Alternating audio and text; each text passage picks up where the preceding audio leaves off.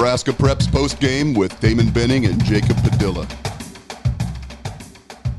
Yep, you heard the big voice, guys. Nebraska Preps Postgame. I'm ODB Damon Benning. That is my main man, my ace boon, Jacob Padilla. How you doing, buddy?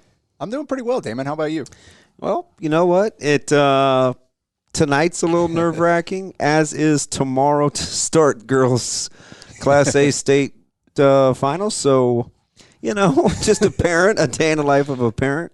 One of my kiddos playing for a chance to go to state. The other opens as a prohibitive underdog against the defending state champs in Lincoln Pius. And that's no slight against Millard North by any means. No, they definitely have their work cut out. So we'll get to that here in a second. Well, why don't we stay right there? Well, we'll start with girls Class A. And you're obviously starting with Pius and then everybody else. I won't tell that to Bryce and the Millard South and the Millard South Patriots, but you got to start with the defending state champs. Oh, absolutely. And nobody in the state has an answer for Alexis Markowski. And the way they play around her makes them so tough to defend. It's not like they've got lights-out three-point shooters spread all over the floor, but they still find a way to get her the ball. And Jillian Ashoff's a really good point guard, one of the best passers in the state. One of the few that knows how to utilize post-entry. Yeah. It's kind of a lost start, which makes sense considering very few play with a post. Yeah. She's got a lot of practice at that over the last few years, and she can mix in a little more of the flashier passes in addition to the fundamental stuff like that. So, they're just tough for anybody to stop. There's nobody that really has somebody to match up with her.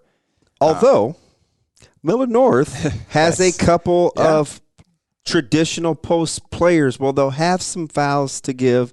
Starts with Sydney Anderson, who it's very rare, but Alexis could be looking almost at a peer in terms of size. Not necessarily in athleticism, but one that can match her in post height. Yeah, and I watched them play one of the last games of the regular season there against Marion, and she came off the bench and she changed some things defensively. She blocked a couple of shots, got a couple of rebounds in there, and then you've got her coming off the bench behind Kaylee Kessler, who's their leading scorer, and a good post presence as well. So you're right that they've got a couple of people they can throw at Markowski, but it's also the players on the perimeter are going to have to be up in the face and making those post entries tough as well, because nobody's going to be able to stop Markowski once she catches it low. Yeah, that's the thing, right? You have to pressure the ball handler to deny some of those clean entry looks, and Millard North will have to count their fouls. How many fouls do they have to give? And then in turn, they run a little high post on their end of offense as well, where maybe you force Alexis to guard a little bit and see if you can't slow her down that way a little bit, because offensively she has very few peers. Oh, for sure. And so that's first round. On the other side of that bracket, you got Lincoln Southwest and Central, who could be a really good first-round matchup. I think you like that top five, really. You could feel like that could have gone any other order, the 2 through 5, kind of in that range. Really strong push late in the season for Lincoln Southwest, which included a win over Central. And that was on the tail end of Central coughing up a few big leads. They lost an 8-9 point lead to Southwest. They'd lost the big lead to Millard South. Central young in some key spots, figuring out how to win those games, but uber talented. But they're going in to maybe the best defensive team in the field in Lincoln Southwest. And that's going to be a really fun freshman guard matchup there with Ania Jones and Amy Williams' daughter, Kennedy Williams, who's second leading scorer, about 2.5 steals a game, getting after it defensively, can shoot the ball pretty well. She's having a really good freshman year, just like Ania Jones is. And it'll be fun to kind of see how those two battle against each other. And then Central does have that size inside. They do. They've got the length with Powell and keeping Powell out of foul trouble will be key, because they'll get so active. And Lincoln Southwest is a handful, very deliberate on offense. They score just enough, but when you defend and you guard as a team the way that they do, I mean, Central have their hands full. What did they learn from their last meeting just a couple of weeks ago will be key for me. And that's gonna be the key for Central is how can you stay in it mentally and keep that consistency, because we've seen how good they can be at stretches. Yeah. And we've seen it get away from them with the shot selection, with the turnovers. Not too many teams have had Millard South down 20 points. Yeah, that was really impressive. I was there at that game. I was like, wow, Central's got something here. And then the Millard South just kept firing away, and some turnovers, some missed shots that weren't falling early in the game, and they couldn't kind of get the train back on the tracks. But so that's going to be the key. Have they learned how to be able to kind of weather the storm and battle through some adversity throughout an entire game? Yeah, let's flip over to the bottom half and start with the Millard South Patriots.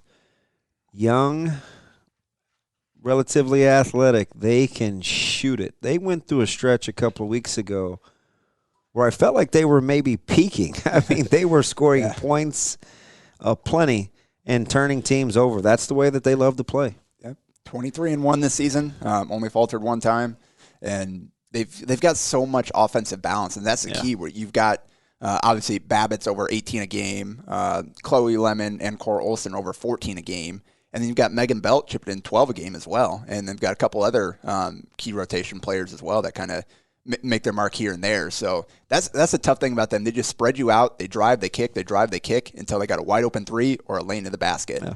And they're going to get up and pressure you a little bit too, try to get you sped up and force you into some bad decisions. How do you like the matchup? I haven't seen much from Lincoln East this year. What have you seen? Tell you what, they can handle it, right? So they are a little smaller. They can play a ton.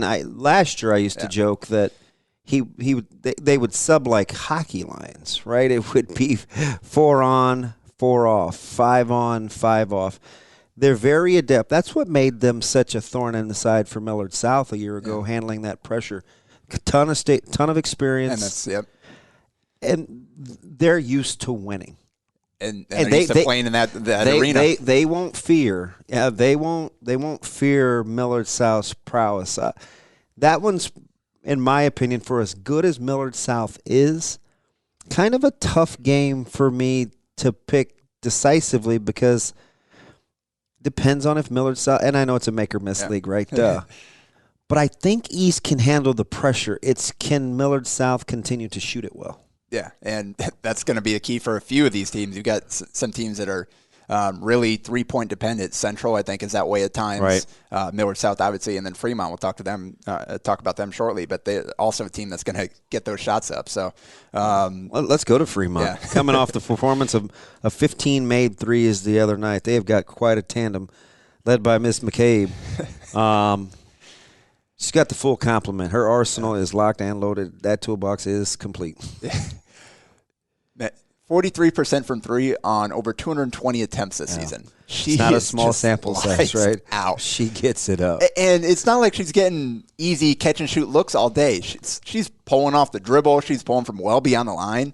Like she's clearly, I think, the best shooter in the state, just in terms of the volume, efficiency, and shot variety. And I think that's why you see her already committed to a good program in Iowa. So 24 a game and does a little bit of everything, rebounds, assists, steals. So she's a phenomenal player, and she's got some good pieces around her with Charlie Earth and Macy Bryant and Sarah Shepard. So they've got some pieces. Yeah, the Shepard name is it's okay in Fremont these days, right? And there's another young one too, just a freshman there, Emily. So. It's strange, right? As we flip over to the opponent, not afraid to talk about youth, whether it's in programs or class size, right? Yeah, you got North Platte on the other side there. 60-6 record this year, and led by Gracie Hanneborg, who multi-sport athlete, and she's over 18 a game this year. Knows how to win. Yeah, really impressive senior season. Knows how to win. Their district had Miller North, Bellevue East as well, and handled a very scrappy Bellevue East bunch. North Platte made it not a very fun place to play. It's already tough to win on the road. You take a young team like Bellevue East, you have to go to North Platte, a full 4 hours and then some, especially on a bus. They can make it tough on you. People wondered if those wild card points were for real. I believe they are. Yeah, and again, if you're looking at one-on-one matchup, you got two of the top, I think, 4 scorers in the Class A field, right there. in McCabe and Hanneborg. Well, that actually, for me, may be the biggest changing in styles, right? If you just look at contrasting styles, how each team likes to play, that one is perhaps the most different. You could convince yourself that East could match up with Millard South. You could see if Central, that one offensively, I guess, is different. Yeah. Southwest a lot more methodical, but the way that they defend and can guard, it's a good matchup for Central. You could see the balance there. We talked about being able to match paint presence, if there is such a thing, with Alexis Markowski. Millard North may be the closest thing to it, with a couple of different ways that they can do it through the post, playing that little high-low game that they like to run. So, I mean, it's interesting matchup in the first round. I like how this bracket shook out. Outside of Elkhorn North, it kind of held true to form as it did all year, right? I mean, I think most people thought the top 5 were Pius, Millard South, Fremont, Elkhorn North, and Millard South, right? It's kind of what most people thought. Omaha Central. I said Millard South twice. And that's kind of what you got outside of Millard North. Yeah. Or, Elkhorn North. And Southwest kind of coming up and tell you what, their second half of the season. I liked Southwest. I didn't love them as much as some of the coaches in the Metro did. And this was probably, what month we in? March? This is probably about halfway through January. And I got an email from a Metro coach, and he said, hey, might want to turn your attention to Lincoln Southwest. I think they have a chance to crash that Fremont Central, Millard South, Lincoln Pius party. I said, okay, well. And shortly thereafter that, they got Central and started to I watched them play against Millard North. Now they only scored 40-some points, but then they gave up 26 against Millard North. And I said, yeah, they defend, they guard. They're for real. And like I said, that's kind of that stretch. I think that's going – it was at Central. They went and won at their gym, right? Yeah. So I think that's kind of where you said, I think they ran down a 9-point lead. Yeah, they got something going here. Yeah. And they were both finished 19-2 record this season, so they kept it rolling right into the postseason here. And they believe. I think you'll like their mental toughness. That's a savvy bunch.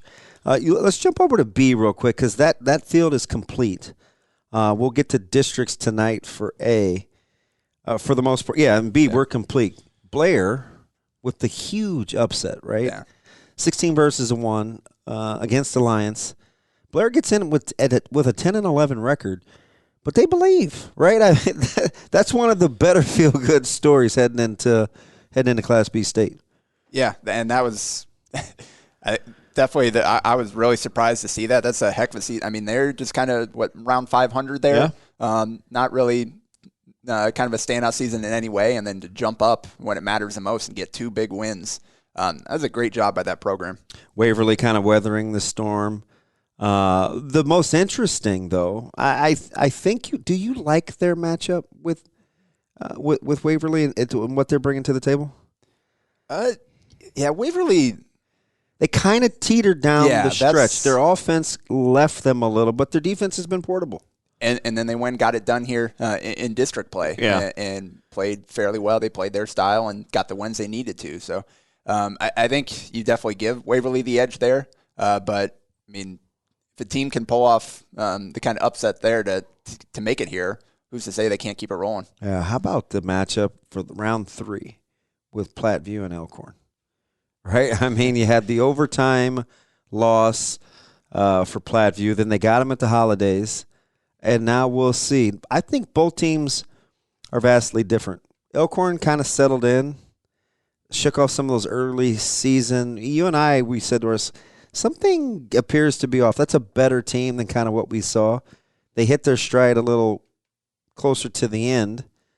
And Platteview continuing to play well. I know they feel like they're playing with house money, but now getting contributions from Weeble House down the stretch. We talk all the time about the law firm of Riley and Draper, and Connor Milliken goes without saying. It's interesting where you can just pencil in a guy to go for 27 a night, and he's not going to let you down. I mean, just don't get out of bed and do that. That's a very interesting matchup of contrasting styles. Elkhorn very deliberate. Platteview can't get enough shots up. Yeah, and it seems like Elkhorn's kind of steadied things a little bit. They had a couple of tough losses in the middle of the season. I think clearly weren't playing their best basketball, but they're kind of rounded into form here now and got back to, I think, what they want to do, and they're executing at a much better level. So that's definitely going to be a fun one. Like you said, we've already seen a couple of good ones between these two teams. So I'm all for rubber matches and when you get close matches in the previous games. Who do you feel the best about? We have yet to talk about Scott and Norris. We've got so I'm missing 4. Who am I? What's my other? Mount Michael. Mount Michael has Beatrice. Yep. Yeah. The Orange, which they bit a couple of teams early, and we're thinking, was that a bad loss or a good win? I didn't feel like we had a good gauge on Beatrice. Maybe that was just me. Yeah. I mean, and they've been a little up and down. They've kind of had some good stretches, got some good wins, but then they also kind of faltered in some games against some of the other better teams. So you weren't really sure kind of what to think about them. But they do have a good group. They don't have a whole lot of depth, but their core 5 there, they're capable. Elliot Juergens is a really good point guard. Caden Glenn is playmaker on the wing. They got, what's his name? Devin Smith can really catch fire and shoot from the perimeter. And Bennett Crandall inside is a crafty finisher. So they've got a pretty well-balanced starting 5 there that they definitely won't be an easy out. How do you feel about Elkhorn Mount Michael? I think they're playing pretty well right now. I think obviously that district game against Sydney got out of hand in a hurry, but they came out and they took that game right away. Just put it on cruise control. Sydney kind of left no doubt. Sydney could barely get over half court in the first half or in the first quarter. I think it was 28-10 after 1. I was kind of watching the stream for a little bit there, just kind of see the start of that game, and they were locked in and they were getting after it. I think again we've talked about before. 4 years have been leading up to this for this team. I think they're going to leave it all out there. I think they're trying to really kind of gear it up here now that the final stretch run is here and their last chance to play together. You feel like you know the most about Scott? I don't know if I know the most. I still think kind of they appear to be the most consistent. Yeah, over the second half of the season for sure. Right. Once they kind of learned kind of rules for guys, and that's kind of he had some new pieces, right? I mean, and that's where he graduated a few winners. Yeah, so I think you can absolutely believe in their defense, and that's one thing that Coach Juergens has done a phenomenal job over the last few years. No matter the personnel, they've had different kinds of teams. They had some really important players leave, and they just kind of kept that defense rolling, and it's happened again this season. And it's not like they've got individual lockdown stoppers up and down the lineup. It's just they play really well together. They're really well coached, and they are tough to score on. So I think offensively, just a kind of what are you going to get from guys 3 through 6 there? And they got some young guys, some inexperienced guys that haven't played at state before. So are they going to be able to kind of step up in the moment, especially if teams are really loading up against Luke Scarr and Charlie Fletcher? Yeah, Charlie Fletcher's going to be the guy for me. He's going to get the most backcourt pressure. I think people are going to try to cut him off, right? The proverbial take the head away. And I think it starts and ends with Charlie Fletcher. Big shot taker, big shot maker. And that's how Elkhorn Mount Michael beat them in the first game of the season is Parker Hodovy came in and just locked Fletcher down, made him work for everything that he got. And he had a tough game. And you take him out of being an efficient, high-level scorer and also playmaker for others, then where's that offense going to come from? And they weren't able to generate enough to keep up with Mount Michael, where you've got 4 or 5 guys that could be your number one scorer on any given night. Kuhn has come along the last second. Really developed in a hurry. And I think that's a testament to Coach Spooner's development and Kuhn's work, because even earlier in the season, he wasn't really making a big difference. Last year, he kind of shot up. You could see some of the physical tools, but he wasn't quite ready. He kind of had him playing JV varsity back and forth. He didn't just give him the varsity jersey at the start of the year. Really made him earn it. And this season, he's kept getting better. And they a handful of games back, I don't remember when exactly it started, but they decided they put Kyle Palin and Park Hodovy on the bench, 2 seniors that have played a lot of the basketball for them, and decided, all right, Kuhn, this is your spot now. Let's go roll with this group. And he's really made that decision look smart with the way he's played the last few games. How do you like? What do you think happens in A districts tonight? That's does Coach Feakin and company, do they have a defensive effort in them tonight against Millard North? It would take one heck of a defensive effort. I was going to say, I think they've got an effort in them. I don't know that it's going to be enough to keep up with Millard North. And we just saw them Class A record 113 points in the district semi against Norfolk. And is there a team that you'd least like to see get going? When they get going and they start having fun, it turns into Ringling Brothers, Barnum, and Bailey. I mean, it is a full-fledged circus. Because then they're locked in on defense, and that's leading to transition looks. And you got guys, even when they're missing, they're getting the tip-ins and the putbacks and all that stuff. So that's the tough thing about them is when they're playing well, it takes so much defensive effort to get a stop and a board. Yeah.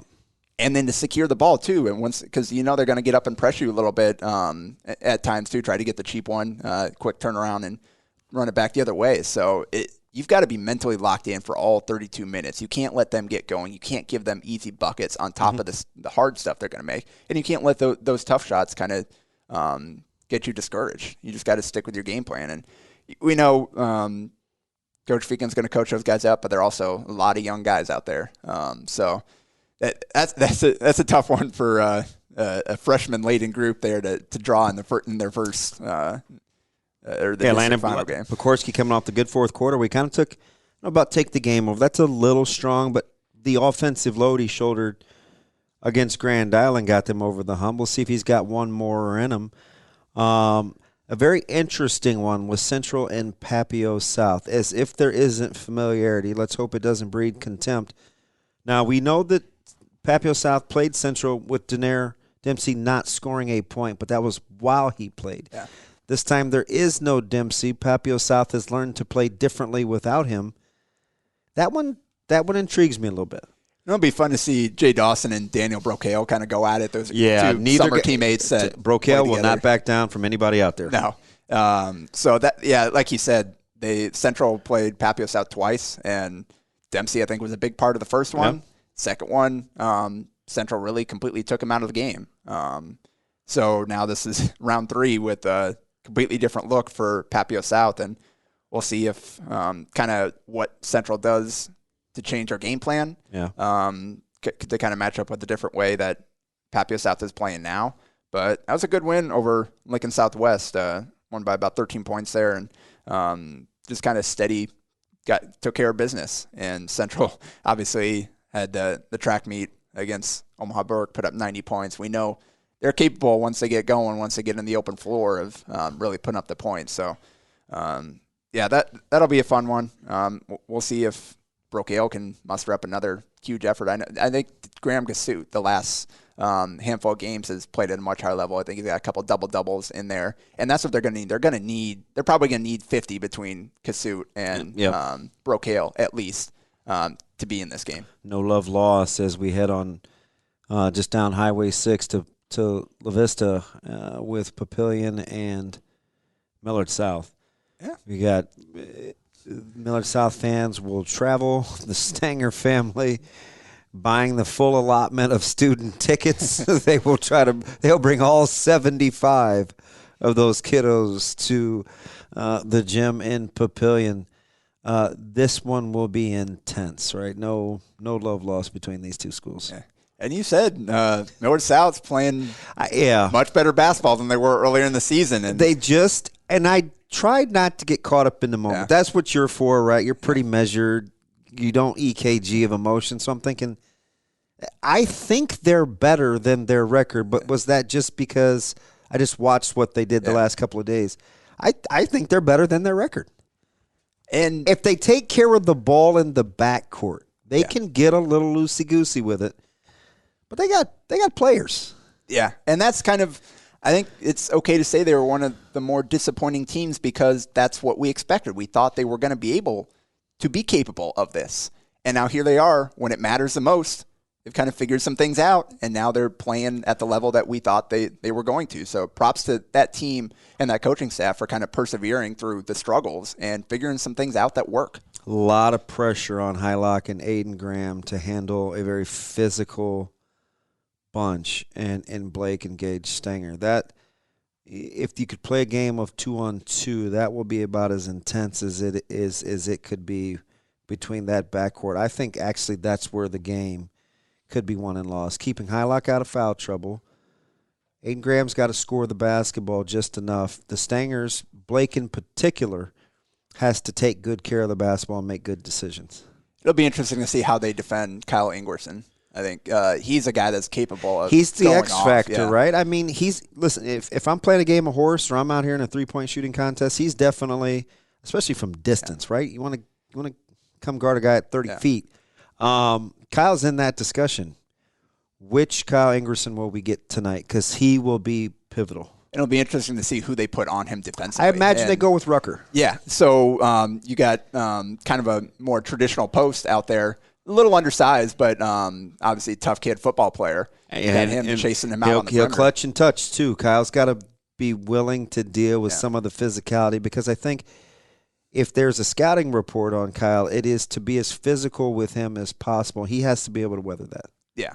And then you've got Luke Lindenmeyer, who's really turned it on over the last few games. Played well as of late. So that kind of add some physical presence a little. Yeah, so if Rucker's going to be out there chasing puts a lot of pressure on Cooper, Ingwerson on the perimeter. Exactly. Cooper's going to have to do a good job of, because Ingwerson will go inside and out. He'll knock you, or Lindenmeyer will go inside and out. I think he'll knock down 4 threes last week. Well, we hear the chants of 22 points. As the Monarch faithful will let rain out. And then he can go inside and get buckets at the rim in the post too. So yeah, it's going to be a big game for Jack Cooper in particular. And he's kind of the guy that you've been waiting to get going this season. And if he can have a big game, they're going to have a chance for sure. He had a fantastic 6-minute stretch against Westside that I thought was the difference, especially in the fourth quarter. Key offensive rebounds. He had a couple of putbacks. He had an and one. That was the guy that – and it was in the paint. It wasn't from outside the arc hitting corner threes. He was a presence in the paint. He's got a nice little jump hook there. And so it'll be him and Michael Harding, that kind of the senior duo there that, hey, this is your last chance here. Do you want to punch a ticket to state here? You're going to have to show up and play your best basketball. Harding's a tough kid. He's savvy. He's very steady. I think he's pretty underappreciated. I like him a lot. Oh, for sure. And he's the guy that I was really impressed with, too, just kind of seeing him over the last year in some fall league and some summer ball into the high school season. And he's just so steady. And he's physical. He's tough. He can score inside a little bit. He can knock down a jumper. He's just going to be solid for you. And that you need guys like that are just going to make winning plays. And that's kind of what he is on that team. They needed – I think he would have been a perfect – really good kind of complimentary number 2, and they just haven't really had the number 1 scorer this year, so he's kind of had to do some different things this year than he has previously, and that's kind of, I think, one of the things they've been figuring out this year. North Star and Bellevue West, not a lot of depth for the Gators, the Navigators. Bell West appears to continue to be on that mission. There was no rest for the defending state champs. They've stayed hungry, but when you have that kind of senior leadership that they do, no surprise here. No, and that's going to be a tough one for Lincoln's North Star. That trio of Quad Abdelkarim, Josh Brown, and Brennan Clemens Jr. What will be their minutes? Clemens has got to stay on the floor. He's got a tough matchup. He'll be pulled away from the rim a little bit, and he's going to have to run the floor. That's exactly it. That Bellevue West puts so much pressure on you. Make or miss, they're getting the ball to Chucky, and he's looking ahead. And Frankie Fiddler's great at leaking out. Greg Brown's kind of the same deal. William Kyle. I mean, those guys run the floor. Yeah. They will run it down your backs. It will be very interesting to see how Clemens handles that pace. Yeah. So it's gonna. Coach Kortroki's gonna have his work cut out for him tonight. Kind of finding ways to draw up, scheme up opportunities for those 3 guys, knowing that they're not getting a ton of offensive help. And we know how good defensively Bellevue West can be. You've got, I think Chucky's, I'm assuming, is going to be kind of the first guy up on Quat. That's going to be a tough matchup. Yeah, he's gonna have to take care of the basketball. Exactly. And, that's one thing that the ball is never safe when Chucky Hepburn's in the area. So that game, I'll be curious to see how it's officiated. If it's played close to the vest and it is tight-knit, I think that's definitely advantage North Star because Chucky is such a physical defender. I think he's clearly the hardest person in the state to officiate because of his timing, his instincts, his length, his subtle strength. It will be a handful. And Quat is a little slight, and he can't allow himself to be bullied by a big, strong, physical, long defender. And then the last matchup, we got Creighton Prep against Elkhorn South, who that was probably Elkhorn South against Kearney is probably one of the more surprising results. Not just that Elkhorn South won, but 69-31. Elkhorn South they're almost, be patient here with me.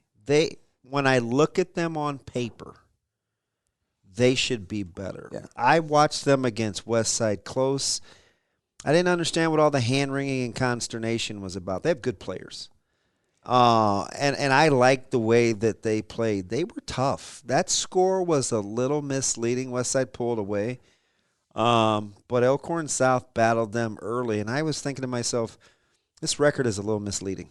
Yeah, and like you said, they've got a lot of capable players. They've got a lot of kids that have played a lot of summer ball. I think they're still trying to figure out rotations and roles and kind of making it all work this season. He was playing a lot of guys, and things never really seemed to click consistently for them, but they've got some guys that can get hot. Chase Anderson, Ashton Allison, Evan Hill. If those guys are on fire from deep, they can put up some points. So you're going to have to be careful of not giving them some good opportunities early on to see one or two go in and to get feeling good. We forgot West Side and Millard West, which I try to refrain from talking about West Side, but no, I'm kidding. A rematch from just a couple of weeks ago where Millard West ran into the proverbial buzzsaw. We capped that game. We thought it was going to be very close. Contrasting styles, but we thought it was going to be a close game. That game was never close outside of the opening tip. Westside will try to play them very similar to they did the first time, really putting pressure on Millard West backcourt. And Evan Meyersick, their 6'5" senior post, who one of their best players, a big role. He did not play in the district semi. So him being out, that's one of your big advantages over Westside, where you've got him, you've got James Conway, the guys that you can get the ball into. And now Westside gets Tate Oddbody back. Yep. Which gives them some more versatility. He probably played 12, 13 minutes the other night against Benson and kind of working his way. Looks to be in fantastic shape. Looked very slight. He had a nice new haircut. He looked thin. Yeah. As Coach Simons tries to work him back in the rotation, figure out how to play Oddbody, and Logan Wilson, who's been playing really, really well, having his own personal block party. Going for almost 3 blocks a night. He's been fantastic on the defensive end, especially helping weak side. And he's a guy you and I talked about earlier that we thought could play that may have been. I don't know if that was on or off, but we're like, wow. This was before the. He's just a guy that you'd want on your team. If I was picking 5 guys and I had to go play a game, I'm taking Logan with me. Does all the dirty stuff. He stretches you just enough to keep you honest. Tremendous weak side rebounder. He's got a knack for shot blocking. He doesn't foul a ton for as many blocks as he gets, and he's got some bounce to his game. He's got good anticipation. He's a little pogo stick. Yeah, and he plays longer than I think listed 6'5" probably. He plays longer than that with that shot blocking. And you mentioned he can shoot it just well enough that defenses have to respect it. He's a guy that'll put it on the deck and drive and kick too. So maybe my favorite component. He makes good basketball plays. He's a good player. The pressure obviously will be on Chandler Meeks. Can take care of the basketball. He has to learn to be more of a distributor in this offense. Yeah. And it's a drive and kick. And I haven't seen it, just kind of looking at the box. It seems like he's done a little better with that the last couple of games. Last couple games, you're right. Yeah. You're right. So it's really not getting too deep and then forcing shots, because what Millard West will do is I think they'll stay attached to shooters. They were buried the first time around with collapsing on the drive, leaving shooters, and Westside shot the heck out of it. We'll see if they play it a little more straight up and stay attached to shooters. Yeah, you can see them try to leave Trace Faden, the backup big guy. Yeah. Probably have to play a little bit more, leave him at the rim, maybe try to just kind of have him there and have them try to challenge and finish over the top. Like you said, stay at home on those shooters. And Dom Hum, Ryan Larson, these guys, Dustin Hatch, they're going to have to handle the ball. Chase Holtman coming in off the bench. Like, that's kind of where the game was won, that ball pressure. So they're going to have to, especially now, knowing that you don't have Myersick inside. James Conway is going to be huge, but you got to be able to get him the ball. Favorites, though. And he's a guy that's going to be able to he's fearless, play well, but you got to create situations where you can get him the ball in the right spots to where he can go up and finish. He's such a crafty, strong finisher. But who doesn't like a guy that wears no-show ankle socks with low tops? I mean, he looks like a guy that I would pick first. I'll take that guy. Should be fantastic. This time next week, we'll be previewing state. Yeah. And it'll be in Class A. All the fields will be set D through Class A. We've got you covered. We'll have crowned the Lady State Champs on their side. That's just good stuff. That's the legend. That's Jacob Padilla. I'm Damon Benning. We'll be back next week with Nebraska Preps postgame. Make sure you don't miss out. A Hurrdat Media Production.